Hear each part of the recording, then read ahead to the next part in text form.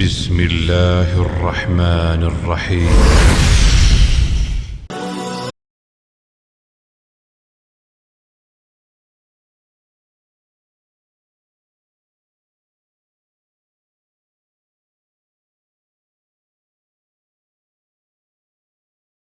بسم اللہ الرحمن الرحیم۔ السلام علیکم ورحمۃ اللہ وبرکاتہ۔ دوستوں، سیکھ ہدایہ چینل میں آپ کو خوش آمدید کہتے ہیں۔ آج کی ویڈیو میں ہم آپ کو قرآن کریم کی اس ایک نہایت اہم آیت کی فضیلت سے آگاہ کریں گے جس کے پڑھنے کی تلقین شیطان نے ایک نہایت جلیل القدر صحابی رسول صلی اللہ علیہ وسلم کو کی۔ لیکن اپنی گفتگو کے آغاز سے پہلے ہماری آپ سے درخواست ہے کہ اگر آپ نے اب تک ہمارے چینل سیکھ ہدایہ کو سبسکرائب نہیں کیا تو براہ کرم ہمارے چینل کو ضرور سبسکرائب کریں اور ساتھ ہی لگے بیل کے بٹن کو بھی ضرور پریس کریں تاکہ آپ کو ہماری آنے والی ہر نئی ویڈیو کا نوٹیفیکیشن ساتھ ساتھ ملتا رہے۔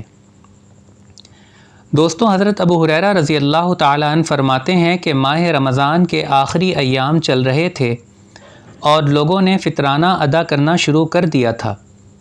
جب مسجد میں اناج کے ڈھیر لگ گئے تو حضور صلی اللہ علیہ وسلم نے مجھے حکم فرمایا کہ یہاں بیٹھ کر پہرا دو۔ چنانچہ میں نگرانی کی غرض سے رات کو وہاں بیٹھ گیا۔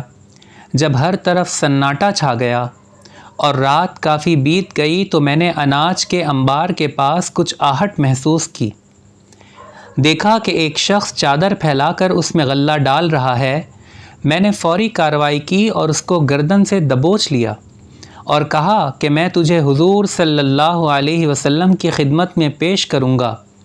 حضرت ابو ہریرہ رضی اللہ عنہ بیان کرتے ہیں کہ میری اس بات پر اس شخص نے منت سماجت شروع کر دی اور اپنی مجبوری پیش کرتے ہوئے کہنے لگا کہ میں محتاج اور عیال دار ہوں، نہایت ضرورت مند اور لاچار ہوں، اس لیے مجھے چھوڑ دیا جائے۔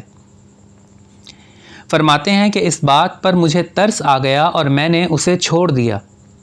جب صبح ہم نماز سے فارغ ہوئے تو حضور صلی اللہ علیہ وسلم نے ارشاد فرمایا کہ اے ابو ہریرہ، تمہارے رات کے قیدی کا کیا بنا؟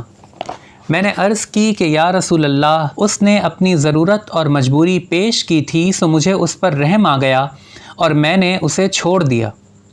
آپ صلی اللہ علیہ وسلم نے فرمایا کہ اس نے جھوٹ بولا ہے، وہ دوبارہ آئے گا۔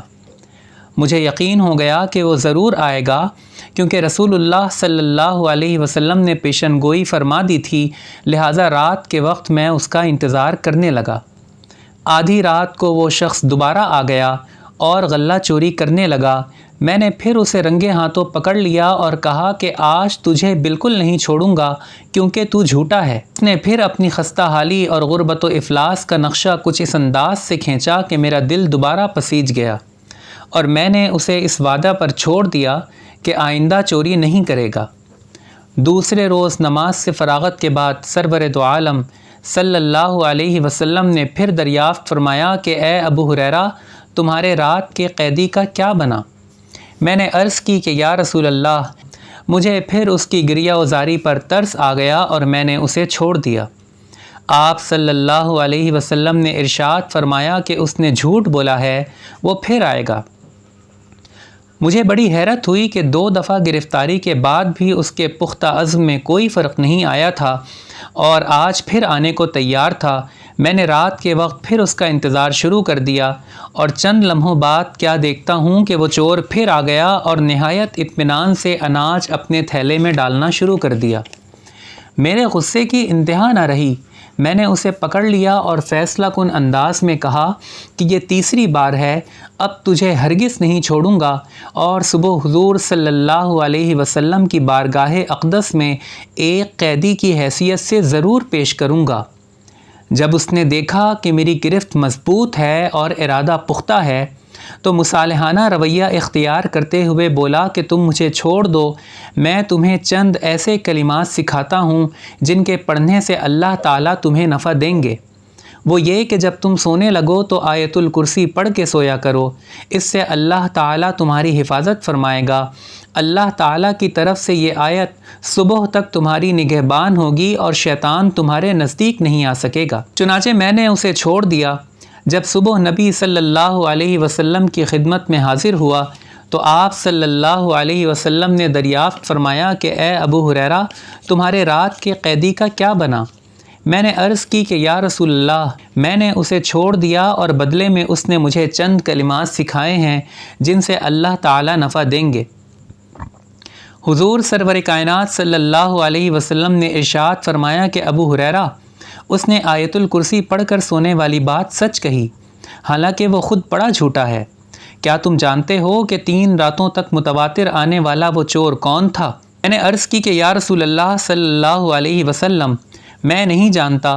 حضور صلی اللہ علیہ وسلم نے فرمایا کہ وہ شیطان تھا۔ دوستوں، دیگر احادیث میں بھی آیت الکرسی کی نہایت فضیلت بیان کی گئی ہے۔ حضرت علی رضی اللہ تعالیٰ عنہ بیان کرتے ہیں کہ میں نے رسول اللہ صلی اللہ علیہ وسلم کو ممبر کی سیڑھیوں پر فرماتے ہوئے سنا کہ جو شخص ہر نماز کے بعد آیت الکرسی پڑھتا ہے تو اس کو جنت میں داخل ہونے سے صرف موت روکے ہوئے ہے، اور جو شخص سوتے ہوئے اسے پڑھتا ہے تو اللہ اس کے گھر کو، اس کے پڑوسی کے گھر کو اور اس کے آس پاس کے گھر والوں کو امن عطا کر دیتا ہے۔